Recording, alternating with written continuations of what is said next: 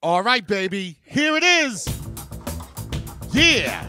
WSME Enlightenment Radio. Good evening and welcome. It's another edition of the Sunday Night Spotlight. And you know, these Sunday Night Spotlights, they come at you every Sunday at 8 o'clock p.m. And every Sunday, what it is that I do is I always interview somebody of interest. All right. And when I say somebody of interest, I mean somebody that I know that my audience is going to be interested in. Now, we're all about the positivity. We're all about great music. You know, we're all about upliftment of the community. This guest right here embodies all of those attributes, ladies and gentlemen. I mean, I got the one, the only, Mason Santos in the house, also known as Thee Dj Finesse. I mean, this brother, he's an artist. He's a world-renowned celebrity DJ, a mentor, a coach, a motivational speaker, a behavioral specialist, an author. Man, you're just an inspiration, brother. Woo! I had to write down all of that, man. There's a lot of stuff going on. I'm like, man. Welcome, Thank you, brother. Welcome to WSME. Welcome to the world, the land, the realm of SM. It's a pleasure to have you. And you know, for those of you that don't know who Mason Santos is, all right, yes, he does also go by another name of Thee Dj Finesse. And when you put in "the," there's two E's. There's an extra E in the "the," and you know, I was trying to analyze it. I think the other E stands for excellence. Well, thank you, brother. I appreciate it. You know, this brother, he is it, man. And how you doing, brother? I'm blessed, man. Doc P, how are you, brother? Hey, you know, I am blessed as well. And you are, truly. You know, from reading the book, you know, the book that you have, from personal to purpose, you know, I know not to say it is what it is, or I'm just hanging in there. You know, words are so powerful. You know what I'm saying? And the way that you describe your condition, you know, you opened my eyes to quite a few things, and we're gonna get into the book. But first, I just want to get into you, brother. All right, sure. You know, now you know, folks have seen you on BET, VH1. They've seen you in parties all over the place, but you know. That's DJ Finesse. Let's talk about Mason Santos. Sure. Tell me who Mason Santos is. Yeah, well, first and foremost, thanks for having me on. I want to make sure I shout you out, brother, for you know, providing a platform that people like you and I can just communicate and chop it up, and hopefully we add some value, right? So thank you for having me on. I appreciate you and the station that's just doing some amazing things. So Mason Santos, you know, 51 years young. Born and raised in East Providence, Rhode Island. I am the younger brother. My brother and I are just two siblings in our household, and mom and dad are, you know, still married. I come from Cape Verdean descent, which is African and Portuguese ancestry. Most don't know that until you get to the Northeast, right? Up here in the Northeast, folks never. I'm like, what the hell is Cape Verdean, right? So, you know, spent all my life here in East Providence, Rhode Island. Grew up here. And just, you know, being that I'm from here, just always had the mind and the vision to get out beyond, you know, this region. So I've always had an interest in doing things beyond where I live. So I was always like the black sheep of the family, like not to the point, I put that in the book, where, you know, an outcast. I just looked at things differently. Yeah. You know, that was my goal. I just saw things differently. I just realized that, you know, mom and dad were really good at embracing everything that we did. My brother and I, sports, everything. So, you know, my dad was, you know, in the book, you know, could have played NFL football and chose to, forgo that to take care of the family. And I think that was a sacrifice. Huge sacrifice. Huge sacrifice. And again, you know, I want to give it away, but when you read the book, you'll see that story, and you read the book, so you got the story. So I want to give that away. Recurring theme, folks. Yeah. Yep. So, but in that sacrifice, he always told us to go after your dreams. You know, he told us never settle. You know, go after the things that you love, and you build what you love, and that's what we've always done. So, I think that was set up for me early in my life. as far as dad and mom pushing us to do everything, get out, do it, go after it, do it. Baseball, basketball, football, I don't care what it is. Play the drums, I don't care. Right. So, and I noticed that one thing that you do mention is that encouragement really, I mean, was just like always wrapped in so much love. Yeah.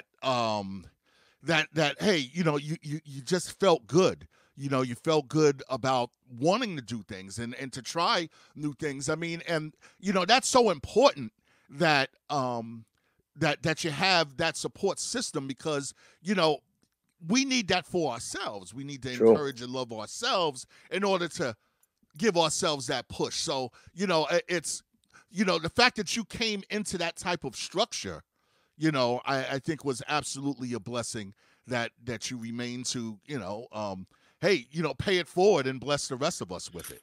Absolutely. And my dad was, my dad came from the hood. My dad came from, I think if I said humble beginnings, that would be, that would be a far cry from what it really, really was. And I didn't really go into his story in the book, but there's so much more to his story that I didn't know until later on in life, which made him who he was. And that might be another read or another write for some other time. But his story is amazing as far as, just how he grew up. And I think that really, really set the standard, set the table for how he, what he wanted for his two sons. And he just never wanted his two sons to just see or go through, what he went through. So he was willing to sacrifice everything for us. Right. That's why I put in the book, like, he's my true hero. Yeah. Now, so coming up as a kid, I know that you really latched into the basketball, more in your adolescence. But like as a younger kid, what was like a 8-year-old, 9-year-old Mason Santos like? Off the charts, brother. Probably ADHD, ADD before they even had the term. Just total energy, off the charts. Couldn't sit home, couldn't sit still. Right. I mean, from riding bikes, man, climbing walls, climbing up on buildings, muckle, manhunt, kick the can, like you name it. Like we were just outside, we called them jungle gyms and the monkey bars and all the things that we used to call them, and playing. I mean, like in one day, Doc, I mean, damn, man, we would play baseball, we would play muckle, we would play basketball, we'd throw frisbees. I mean, we got it all in one day. Like, it seemed like we just had so much time. Right. And now it seems like you don't have enough of it. Right. So 8, 9 years old, I was out the house, man. I was out the house, and you could find me, up at the playground, like every day. Well, it seems as though that same energy you've always taken with you, because I mean, I could feel that energy when I'm hearing you play, when you're DJing, brother, just the way that you throw things at us, you know what I'm saying, to keep that excitement going. It's a great thing. So you started to get into basketball. Yeah. Okay. And so was that your first love? No, football was my first love. Football was I was extremely fast. I should say quick. I was more quick than fast. Okay. And it was my first love. And then at 13, I had a freak accident in football. I didn't know I had an enlarged spleen. And we were playing muckle one day, and I fell, and my friend would go tag me down and fell on me with his elbow, and it ruptured my spleen. So I was 13 in the hospital, and about 2 weeks out of school, and stitches down the middle of my stomach. Wow. And that was it. I was like, nah, I'm good. I'm good with football. I'm good. No more gridiron. And at 13, it switched over. So I was, we were always athletic. But at 13, I switched over to it was straight basketball. And I remember the Pop Warner coaches, when it was the day for tryouts for football, I was on the basketball court.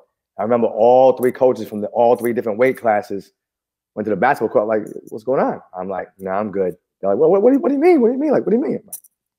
I'm good. Wow. So they wanted you. They did. Yeah. I was like, I'm all set, man. I'm staying right here on the parquet. No more gridiron. So you're getting into this basketball, and around at the same time, I know that you're starting to discover the hip hop. You're starting to discover DJing. Mm-hmm. The way that you discovered that, I love the way that you tell that story. Checking out Buck and just getting all into that. I mean, that's great. So as you're coming up, and I'm familiar with this because I was sort of doing a lot of the same thing. I was playing the saxophone, and trying to play football, you know what I'm saying, and then getting into different things. So, but when you went away to college, okay, then by then, like the DJing was like a real thing then. It was, yeah. So I was dabbling in it, here in the high school and doing the house parties, and I was pretty much, there was probably two of us that had equipment, but I had at 15 I'd already had a job at a nursing home. I wanted my own money. I wanted my own transportation. So I bought my own moped, and I started buying DJ equipment because I saw my man DJ Buck. I know you know who DJ Buck is. Right. World-renowned DJ Buck. That was the first DJ I'd ever seen, and he was DJing my cousin's wedding reception. I didn't even know what a DJ, looked like or what it entailed until I saw him, and that was it. I was hooked. So bought my own equipment, and by the time I hit college, I don't think I was that good. I don't think I was that good. I just think I was one of the only ones. No, I don't think so. I think I was decent. Okay. But there wasn't many of us doing it, so you didn't really have to be good.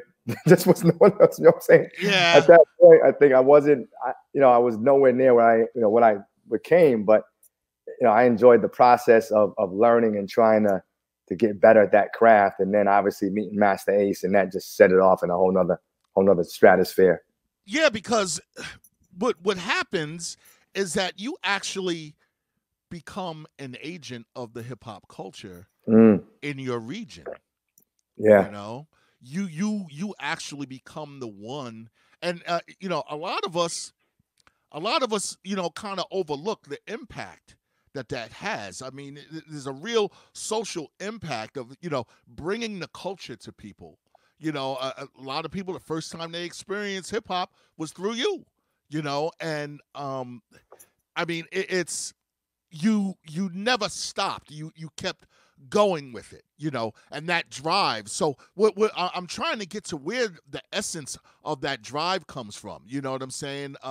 Is that the same? That's the same spirit from the 8-year-old kid that's just wanting to do a whole bunch of stuff. I believe so. I believe that's the foundation that my parents laid with me, and and I would say even my family, like the community. So like my aunts, my uncles, and my brother. Like that was it takes a village to raise a child, right? And it really did raise me. So I was around music. I had drums, but I think it was really about mom and dad really giving us the freedom of expression, right? To go try different things. But my dad would always too. He also would say, if you're going to start something, you need to finish it. Like, he would always say, you start something, you need to finish it. I mean, if it was a bowl of cereal, like you broke it out, you need to finish that, right? So that was like, okay, so quitting is not an option, right? And again, it was more or less like, you didn't have to stay with it. Like, I think he indirectly showed me about seasons. Like, cause I had to play that. I wanted to learn how to play the drums. Right. I had to play the, was it like that organ thing you had to play? I forget what it was called. I forget. But it was teaching you how to do two different things that simultaneously, right? Oh, like the accordion. The accordion. I had to play the accordion. You know what?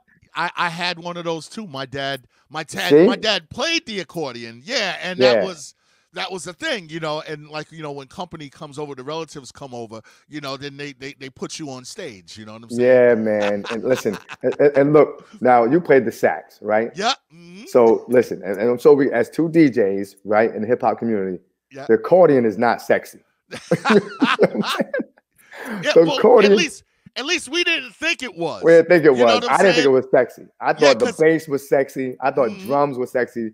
I mean, I wasn't gonna walk up and down my street, man, with something, you know what I'm saying, doing this, right? So I didn't think it was sexy, man. So I didn't want to play it, but that was what we had. I had to play that to get to the drums. So I'm like, okay, so I'm not gonna be an accordion player, but to get to the drums, you got to finish that accordion thing to get there. And so it was always always instilled in me to just kind of you finish what you start. And the other thing also is that the best DJs are musicians, from the start, because I mean, in the bigger picture, you are a musician, you are an artist, you know, because, you know, you have to know how to read people, have to know exactly what it is. You know, your timing has to be correct. You know, it's so much more actually involved than just being a musician, because some musicians just go out there and just play whatever they're there to play, you know. Right. But, you know, whereas you know, there's a lot of different components to it. So you met Master Ace, and you know, you actually become a conductor of hip hop. Now, at that point, did you ever think that hip hop was going to evolve the way that it has? Yeah, it's funny because and again, there's so much that's not in the book, and you know, when you grab the book, you know, you've seen as you read it. I say to the reader, you know, if you think this is a story about DJ Finesse, let me apologize to you. It's not a, because that's a whole nother book, folks. That's a whole nother book. Like that's a whole nother book, and that wasn't my goal. It wasn't to talk about me. It was to add value in a different realm of education and personal development. But I did. And I remember being in elementary school, and one of my friends literally was like, "Yo, listen, this hip hop thing is not gonna last." And I remember about 15 years later, you know, 20 years later, thanks, or maybe a little bit more, you know, thank God that Facebook, he friends me. He says, "Hey man, I owe you a huge apology." I was like, "What you mean?" He said, "No, remember I told you that this hip hop thing would never last." Yeah, well, my kids are in blah blah blah. I said, right, so here we are. So yeah. So, you know, I knew it. I didn't know the extent that I would play, or the role that I would play in it until I started going to New York City and seeing it on, you know, where it was created, and seeing it through the lens of, you know, Ace, and where he, the places we would go and the places he would bring me. And I remember even specific conversations that he didn't even remember that we had, you know, in downtown Brooklyn. So I was a sponge, man. I was a sponge of everything I could get my hands on.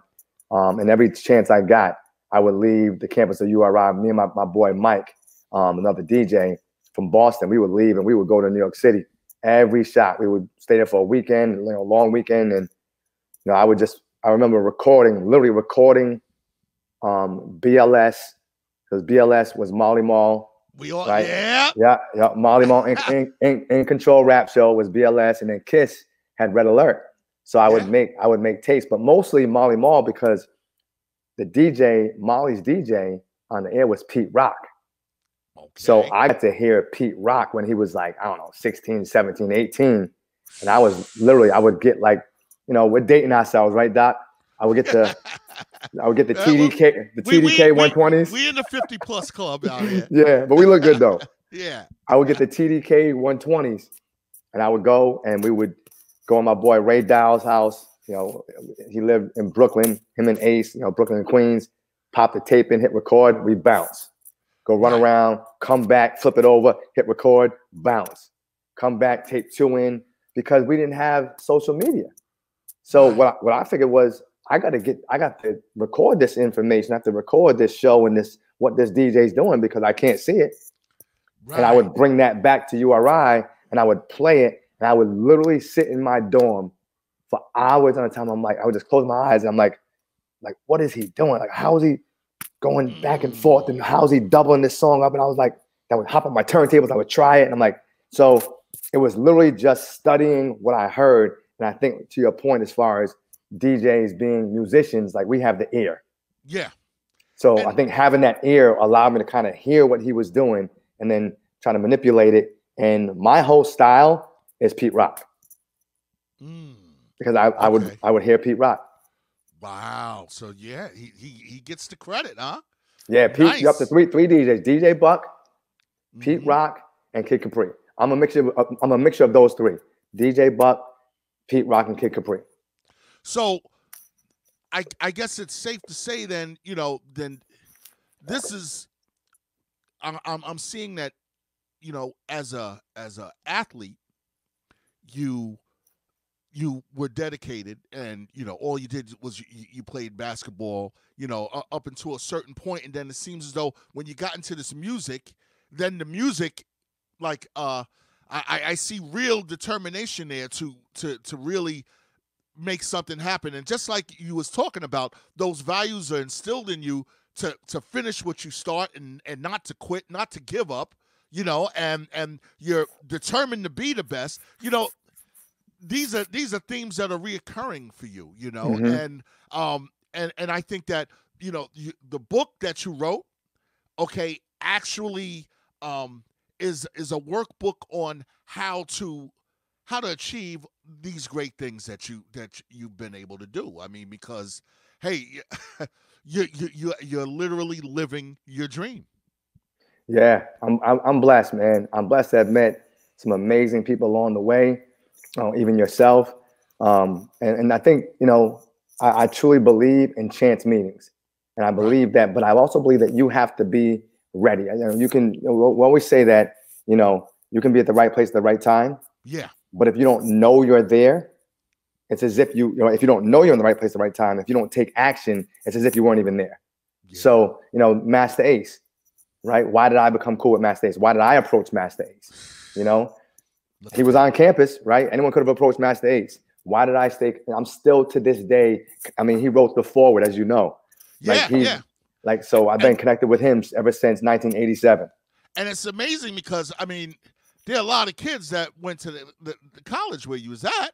I mean, Sure. there are kids that you went to school with that you may have never met, may have Right. never have known, you know, Yep. but you met this one person. And, you know, a lot has to be said about those types of meetings and the way that we come around, because even, you know, my own personal experience of meeting you, you know, I mean, I came from Connecticut. I moved to Massachusetts first for a day job, and then, you know, me and my lady, we came over here to Rhode Island. I knew absolutely nobody in Mm, Rhode Island, but, you know, hey, I've done this music.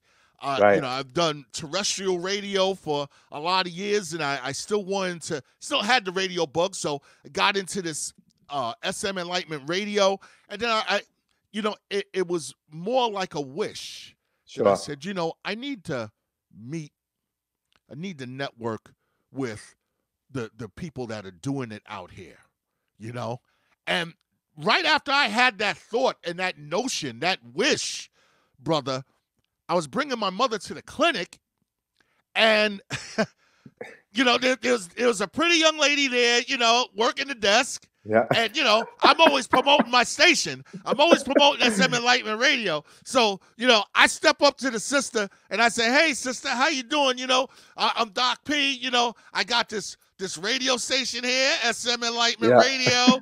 You know what I'm saying? And I'm giving her one of these. And she takes it and she looks at it and she says, oh, so do you play like old school music? I say, oh yeah, we play the old school music. She said, well, there's a guy that you should know.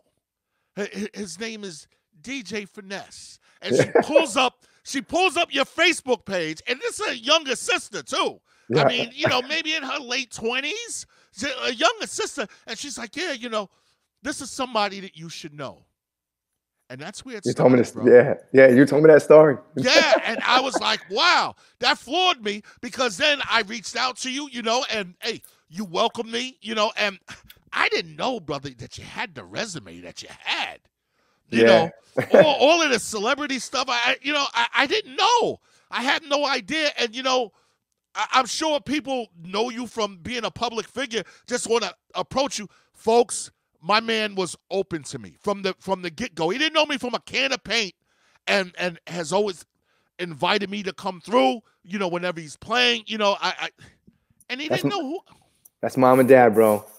Yeah, That's the family. I'll be honest. that's that love. Yeah. That's I believe that, you know, and you know, this is not about money, but I've yeah, always said that money makes you more of who you are, right? right. So, and just, you know, I don't want to swear, but I say, you know, if you're an a-hole, Yeah, you're a huge a-hole with money, yeah, right? If you're giving, you're very giving with money. So this isn't about, like, our relationship isn't about money. I'm just right. who I am, no matter what I accomplish, right? That's not going to change. No matter what I accomplish, I'm who I am. So whether it be Doc P or anyone else, like if I have something I can offer that can help you or help anyone else get to where they need to get to, I mean, you can't help everyone, obviously, but Yeah, you can at least maybe open some doors and make some connections. Like, I may not be able to give you exactly what you need, right? I may not have that ability, but I right. may know someone who has that ability, and I'll make that connection. So for you, I mean, you was very humble, man, and even your approach on social media, I'm like, yeah, like come through, bro. Like come through. Well, you see, it's that same reason. See, if you're trying to figure out why this man is successful, all right, you know, what goes around comes around. I mean, he's open, you know, and you know, we got into Mason Santos. I want to get into this book here.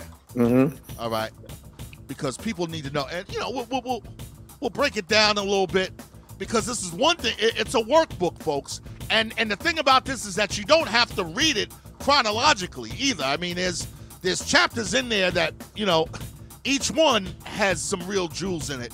We're gonna get into that. All right, we're gonna get into From Personal to Purpose by Mason Santos. Absolutely. The DJ Finesse, right here on the Sunday Night Spotlight, baby. WSME SM Enlightenment Radio. Don't go nowhere. Stick around, baby. Yeah.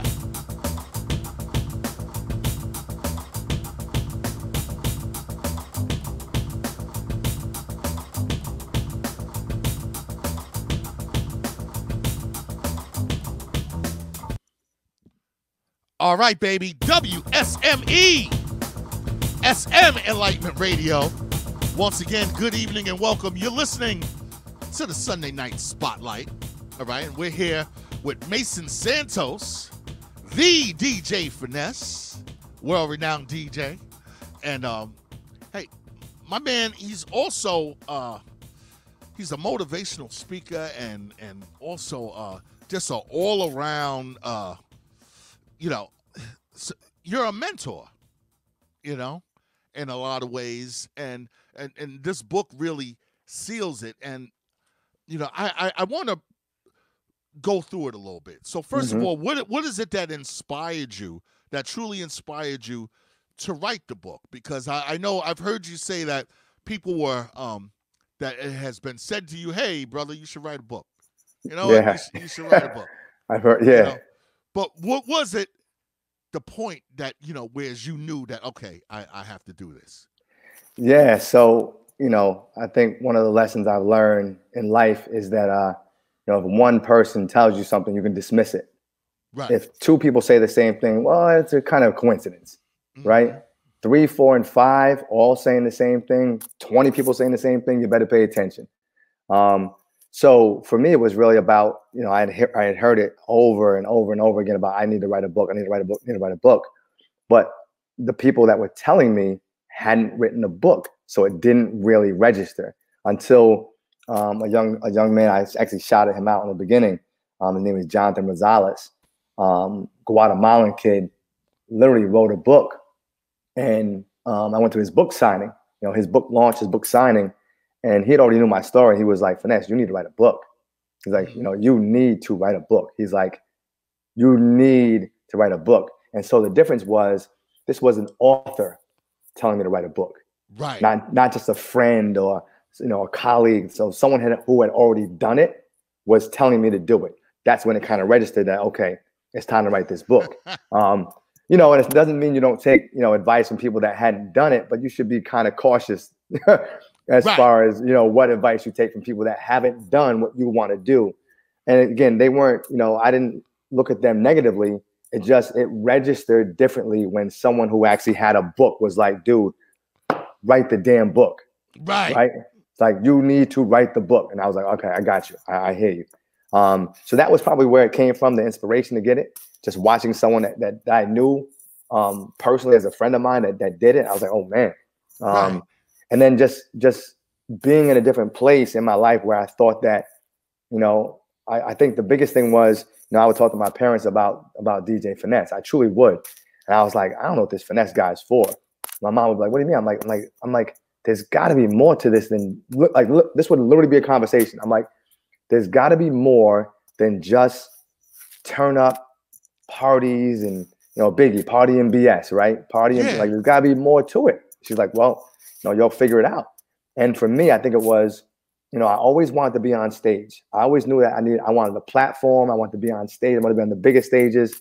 And I truly thought that Finesse would give me the stage. But, your Enlightenment Radio, right? So talking about positivity. That's and, right. as a DJ, imagine how disastrous my night would be in a club if I stopped the music and told those 1,000 people, a lot of them that look like us, why we shouldn't be using the N-word.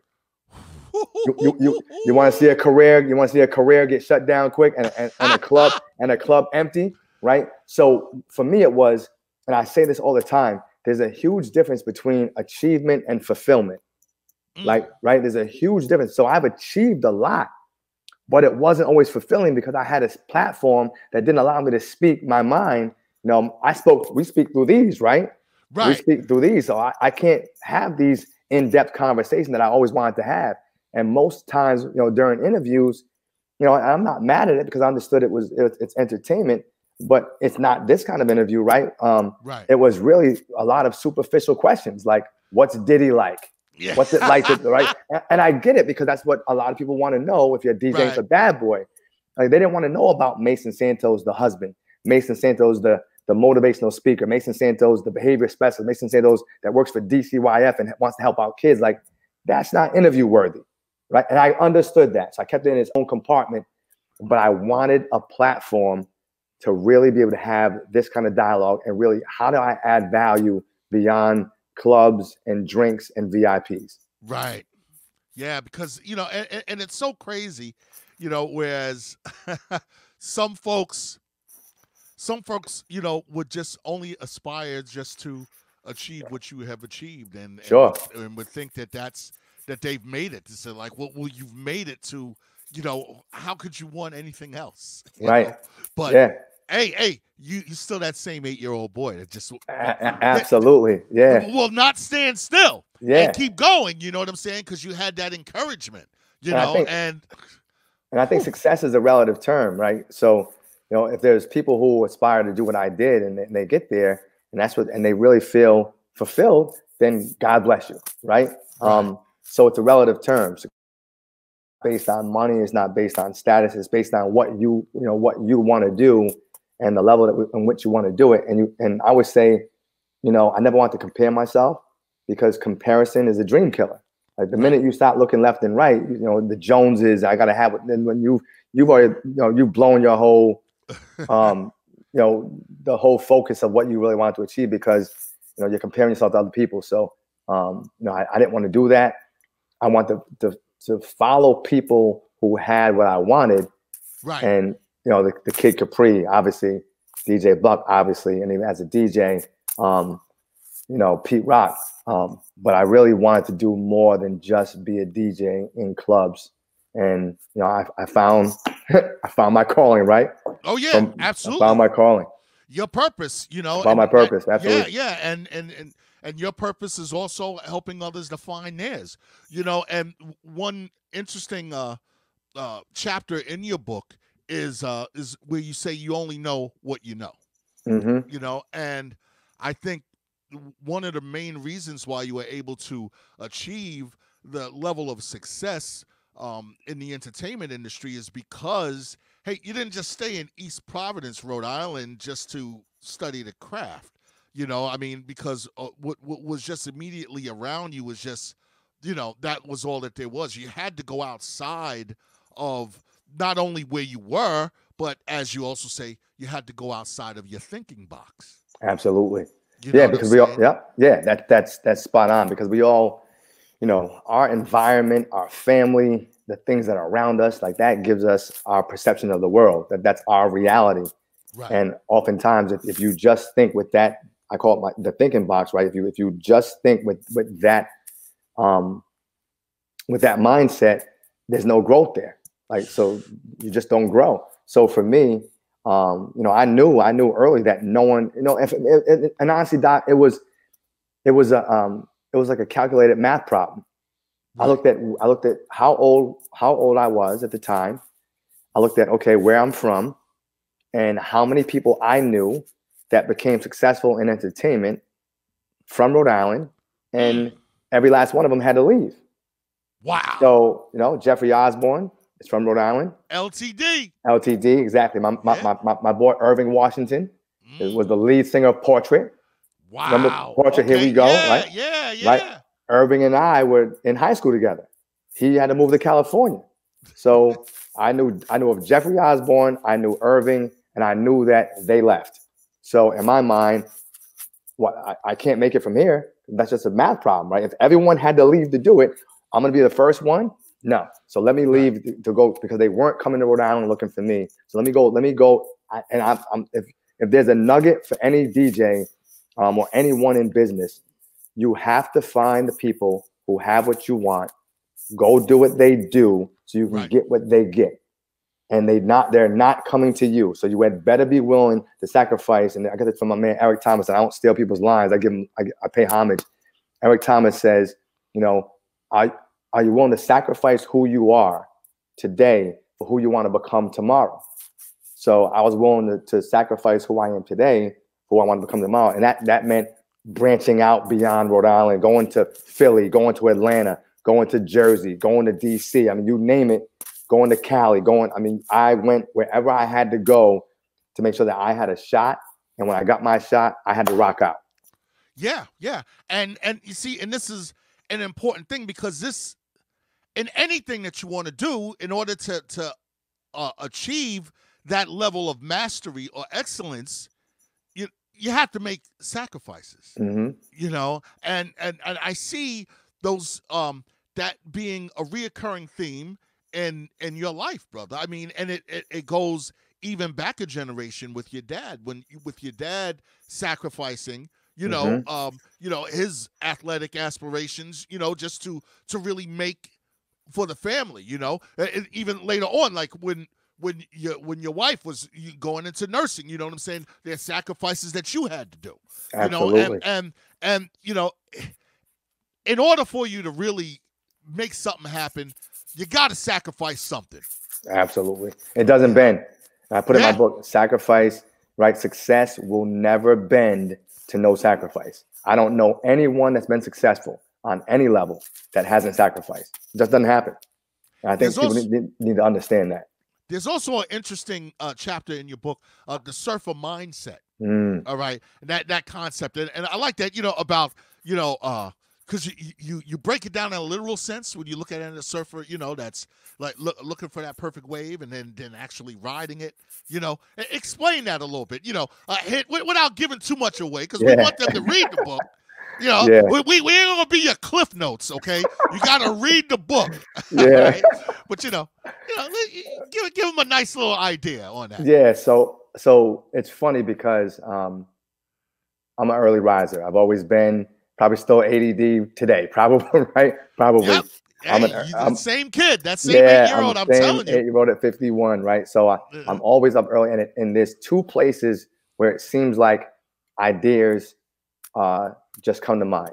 First thing in the morning, like literally, like when I open my eyes and an idea pops, and I'll grab my phone, and now it's, we have phones. I'll go in my notes and just jot it down so I don't forget it. Right. And when I'm driving, I just always seem to think of ideas. So I was driving one day, and I'm like, what is it about success? Why is that you have, 95% of the people are trying to get to that other side, right? They're trying to get to that 5%, that 1% who have it all, or at least seem to have it all.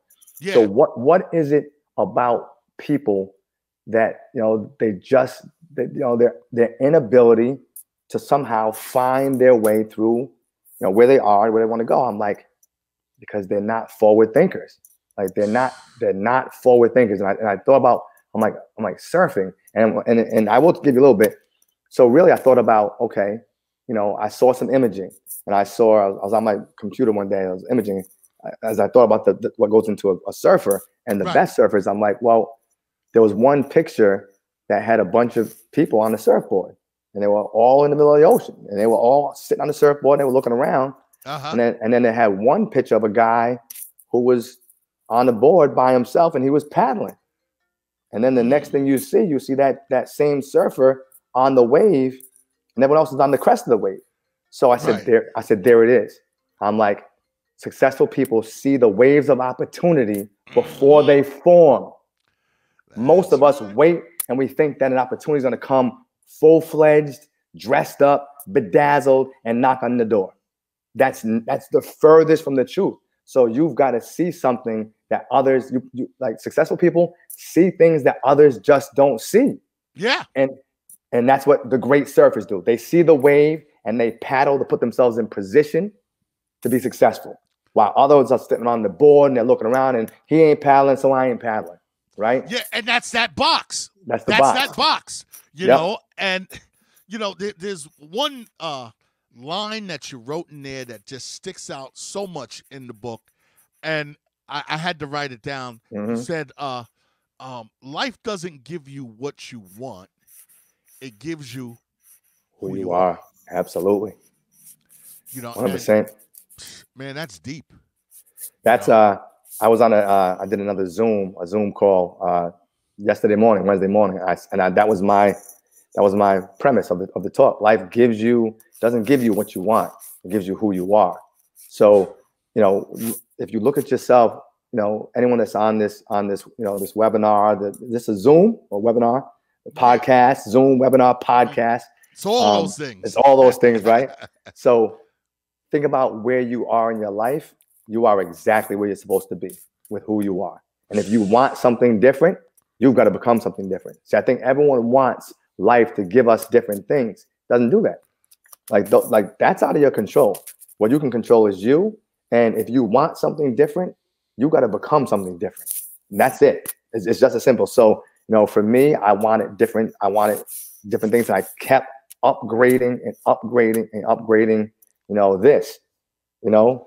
Right. I kept upgrading this because I always say it's like a you know, iOS operating system, right? All my iPhone users, right? You get a notice that says what? Upgrade the system in your phone. There's a new system so that this phone can operate properly. You have to upgrade. You have to the mind, upgrade the your same mind. thing. Upgrade the mind so it can operate properly. Same thing. You know, it's and then, you know, another really interesting twist in your story is just the fact that, you know, when I was checking that out, I was looking at a lot of the challenges that you were faced with, you know, and you know, you were faced with financial challenges, you were faced, you know, with, but then you had a health challenge. Absolutely. You know, that was a really big thing. And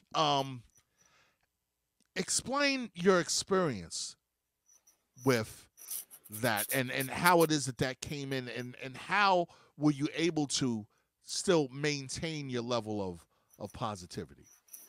So in 2017, I was diagnosed with, and I don't say the word, and I was on the C, not the COVID, right? The C, the big C, the big C, right? The big C that touches, you know, I think it's like 6 degrees of separation. Like there's we know someone who knows someone, absolutely, right? Or we know someone directly who's been affected by that. Yeah. So in 2017, I was diagnosed with what's called squamous cell carcinoma. And I love being transparent because I think it can help a lot of people with just being the transparency. And it came through what's called the HPV virus. So I didn't know I had HPV, and I could have had it since I was 18, 16. You just don't know. A lot of people do have it. According to, you know, I went to Boston, and from what I was told from the best specialists in Boston is that 90% of people have HPV. Most have passed it. It doesn't. There's really no symptoms, but it starts for people, for men mostly after the age of 45. If the immune system doesn't pass it, it starts to create cancerous cells, and they find it comes in the form of a lump on the throat. So, you know, and again, college athlete, I don't smoke weed. I'm a social drinker, never been into drugs. I'm always healthy. And I found a lump in my throat one day, just to paraphrase, it happened to be cancerous. And I'll just say that word because we're on the podcast, but it was cancerous. And I didn't need surgery, and I really wasn't going to do the chemo and radiation. I'm like, nah, you're not going to put this stuff all through my body and tear down everything to find this one little spot. I'm not going to do it. But my oncologist, who was amazing, she encouraged me because she gave me the numbers. And the mere facts was, the silver lining was, with my form of C, it really responded well to both chemo and radiation. And I asked her, well, when you say respond, give me the numbers, doc. And she's like, there's a 95% chance that it will never return, ever. Because there's something about it, because it came through a virus. It wasn't genetic, right? It wasn't environmental. It came through a virus. And so because it was a virus, it's different. It responded differently. So I really couldn't argue with those numbers. I'm like 95%. All right, let's get that chemo popping, right? Let's get right. So, let's start this thing up. And I know it could not have been a pleasant experience. No, it wasn't. So I mean, I didn't have a huge dose. I had 5. I went through 35 treatments of radiation and 5 doses of chemo. And I think the biggest thing was, so 2007. So 2 years prior, I had started my journey on personal development. Okay. So I really started building this. And I truly believe, if not for personal development and getting my mind as sharp as I could, that I probably wouldn't have handled the news as good as I did. Wow. And if I hadn't found, and also too, if I hadn't found my purpose, it probably I wouldn't have heard it the way I heard it. Because when I was given the news, and to this day, if I'm being totally transparent, I've never shed a tear. I didn't ask why me. I didn't, I didn't beat myself up. I didn't go into depression. I said, okay, that's the man upstairs who said, you're the one. You're the one who can handle this. You wanted a stage. I'm going to give you a stage. Now you have a huge platform because this is global. I need you to get out front. I need you to show people strength. There are people who not just people going through the sea, but financial, spiritual, emotional, right? Relationships, physical, right? So get out front, and I need you to show people what strength looks like, because there are those who are ready to give up. That's what I heard. I'm like, all right, I got you. Let's go. So I started posting on Facebook. I told my wife, I'm like, look, I'm going every day. So Monday through Friday, I would go to radiation treatments. I'm like, I'm driving everyone. I'm driving to every appointment. So she went the first 2. I'm like, go do what you got to do. I'm like, I'm driving. Nothing's changed. I'm going fishing. I'm out the house. I'm out. And I realized that what the mind can conceive, like the body can achieve. So I would not let it beat me. I'm like, nah, man, like I'm out. And I remember one time fishing, I was vomiting. I'm like, let's go. I'm like, we got to get it popping. Yeah, keeping it moving. So that was my, that was my way of putting that out there and taking the onus and the spotlight off of me and putting it on everyone else who needed some encouragement. And I got so much feedback from people going through stuff and like, look, you've helped me through it. Just your story of strength, helped me realize that I can push through. And that's a lot of, what's in this book. Yeah. And, it is one hell of a great story. I mean, it's inspirational. Really, it's a workbook. And I like the fact that in the book that you leave sections in there so that we can reflect and take notes. Absolutely. Yep. And that's really important, because I went all through. I assaulted the book with the Sharpie. Yeah, I just assaulted it. It's crazy. And there's so much there that you wrote that your why will create your way. I mean, just there's so many jewels there. And I think it's not going to stop here for you, brother. I mean, I think this book is like, just the beginning of many that are going to come from you. How long did the book take you to write? I think the easiest part was the writing, honestly. Really? I started last September, and I was done by January, February.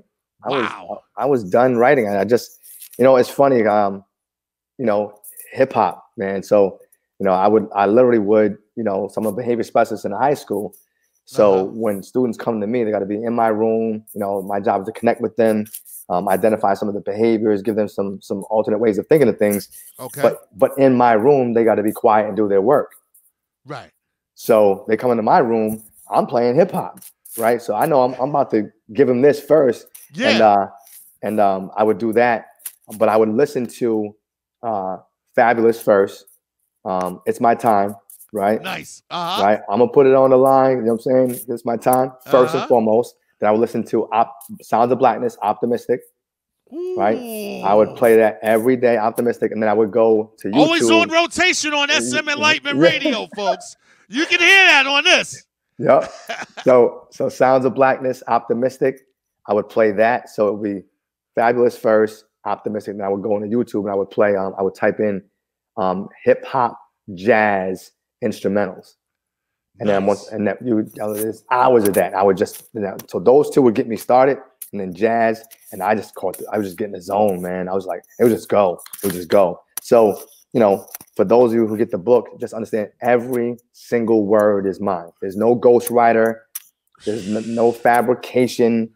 This is not intended to be a movie. This is me being as honest and transparent, me being vulnerable, telling you some things that have gone on in my life. Is like you said, as far as health reasons, health issues, money issues, because I feel like if I can't be honest with you, then you can't be honest with anybody else. Yeah, so if I can at least start that process, let's be honest, folks. Like it's okay.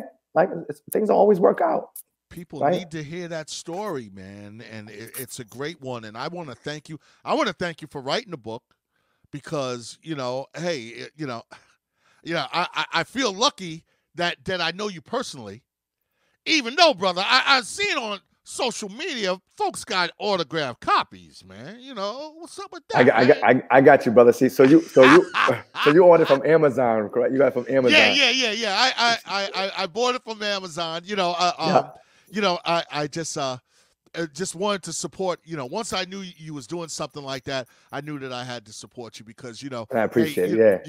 You are my first friend I ever met here in the state of Rhode Island, and you remain to be my main friend out here. So hey, I just want to thank you. I want to thank you for coming on the show, and like I said, thank you for having me. Yeah, man, and tell the folks like all of the places where they could find out more about you and get in touch with you.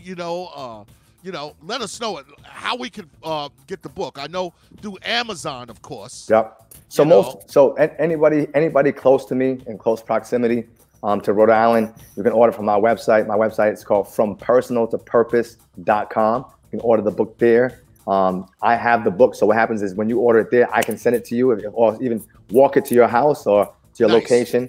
Those of you who are out of state, out of the country, you can go to Amazon and just type in From Personal to Purpose. When you type that, it's the first book that pops up. So I'm doing pretty well, which is pretty cool. Yeah, it's like this. This is what it looks like, folks. That's it. It pops right up, which is pretty cool. When I first pressed publish, I had to search for the book, right? Scroll. Now you type in From Personal, boom, it just pops up, which is pretty good. So thank you for all the support. All social media handles is FPTP book. So, hashtag FPTP book, whether it be on Twitter, Instagram, even Facebook, my Facebook page. I have a From Personal Purpose YouTube channel. Starting to put some content there. Okay. So doing that. So that's where you can find me on all social media handles, FPTP book. Folks, the book, you got From Personal to Purpose, right? Mason Santos, Thee Dj Finesse, and when you gonna start DJing? You gonna DJ a party anytime soon? I know. I'm missing that, brother. I'm missing. You're doing some great stuff. Well, wait until you let me get on the mic when you're on deep. Oh, let's listen. We're gonna shut it down. We're gonna shut it down, man. I'm in. Let's do it. Man. But hey, I want to thank you again, and hey, I want to thank everybody out there for listening. This has been the Sunday Night Spotlight, all right, with Mason Santos. Right here, WSME SM Enlightenment Radio. Stick around, baby. We got much more coming your way. Peace and blessings. Have a good night.